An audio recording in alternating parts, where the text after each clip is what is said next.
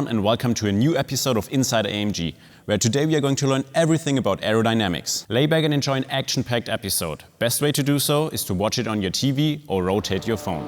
Let's meet our expert.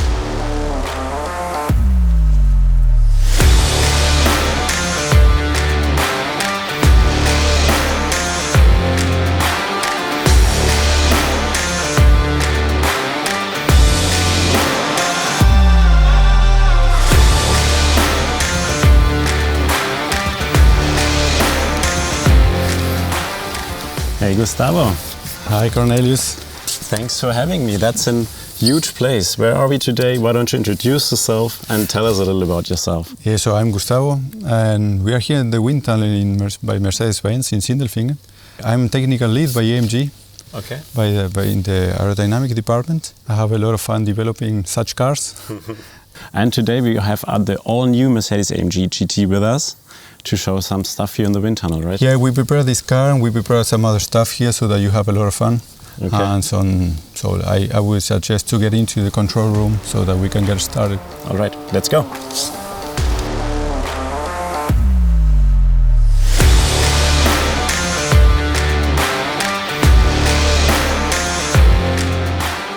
All right, Gustavo, so now we're in the control room of the wind tunnel. I think I've got a basic understanding of aerodynamics, but obviously you can tell me a lot more. Why don't we start with the basics and why don't you tell us about the philosophy of AMG? So it's well known that forms follow function, so everybody talks about that. So what we achieve by AMG is that we have forms follows performance. All right. That's the next step.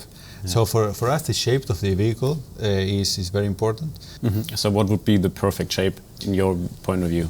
Yeah, it's not my point of view. I think it's nature. So if you see a dolphin, it had a very good shape. For example, the water drop. Okay. So that's the shape that you want to achieve. You know the shape of a drop.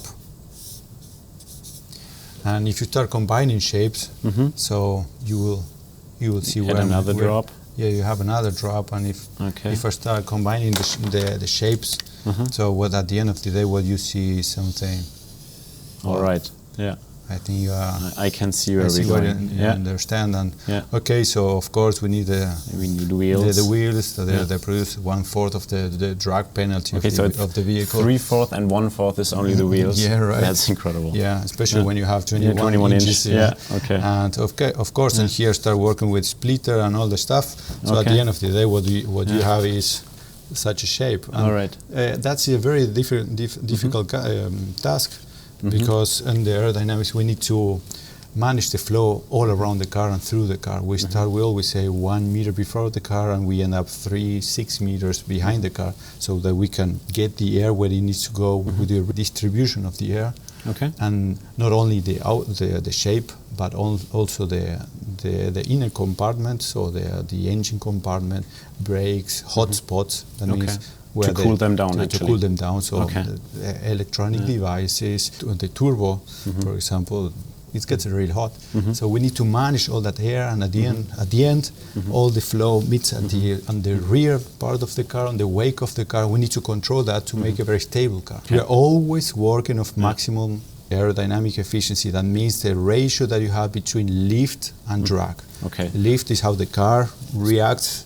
Yeah. If there's a lot of air, it's maybe pulled up right from the street. And that's lift, and drag is drag. What is drag? It's like drag is the resistance. The resistance you need to drive by driving through the air, and the lift is the vertical load that you have on the car. And when this load is not vertical up, but it's vertical down, let's say like this, you're talking about downforce. Downforce. Okay. And we need to manage the balance of the car. And back to the question is, this shape had some characteristics, and what this shape produces is lift on the rear axle.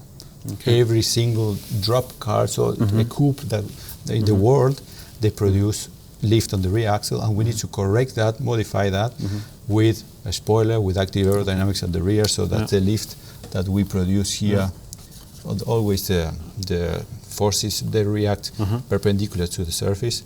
Okay. And so as you see here, we will have a force vertical. Okay, that goes up. So that is basically what a wing of an airplane does as well, right? That's why an airplane goes into the. That's lifting. It's lifting. Yeah. And that's why we need to put what? wing, but in the other direction, okay, so that we produce downforce again. The downforce on the rear axle, because when you press the car on the rear axle, you have a stable car. So I would say let's go outside and let's talk about some aerodynamic features of the vehicle. All right, let's go.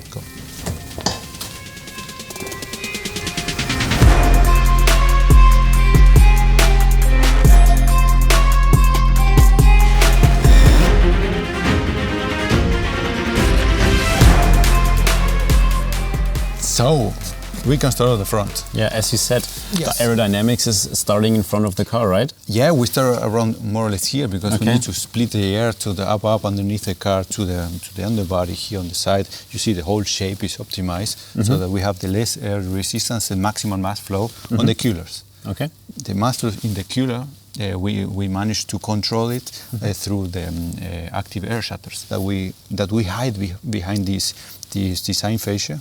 And we work in this efficiency way with the cooling on demand. Do you need air? You have the air. You don't need air, I need it again. Okay. So if some part of the vehicle, some part of the engine compartment, some electrical components or the turbo or whatever, something is hot and requires the air, we open the shutters, you get the air, and we have many positions that we can rotate the shutters. And in that way we can control the drag, because we can reduce even more, around 10% of the drag, the whole drag of the car. We can reduce it by closing it. Okay. And also we can control the lifts. The frontal lift, we can manage that. All right. And regarding controlling the lift, we work on the underbody panel.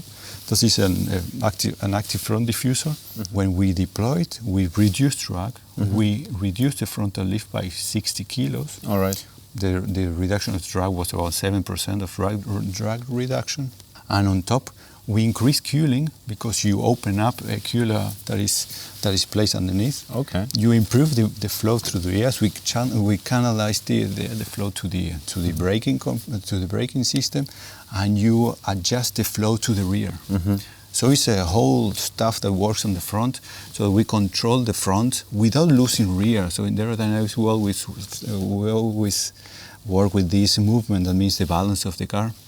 We always say, okay, in this case, we reduce the frontal lift, but without losing rear. That means we don't need to compensate with something on the rear when we reduce the frontal lift. Already. We can open and close the shutters and deploy the front diffuser, and the rear stays stable. All right. And that's something difficult to be achieved. Okay. And as we talk about the frontal features, active features, in this vehicle we have an aero package, so that we reduce furthermore around 20 kilos. Always talk about VMAX. VMAX means top speed, right? Top speed, yeah. Reduce even 20 more kilos with the extra add-on parts. Okay. But we need to jump to the rear. Now, I've seen the massive spoiler there already. It's not massive. It's not a spoiler. I must correct you. Two things wrong. There are two things wrong, two in one.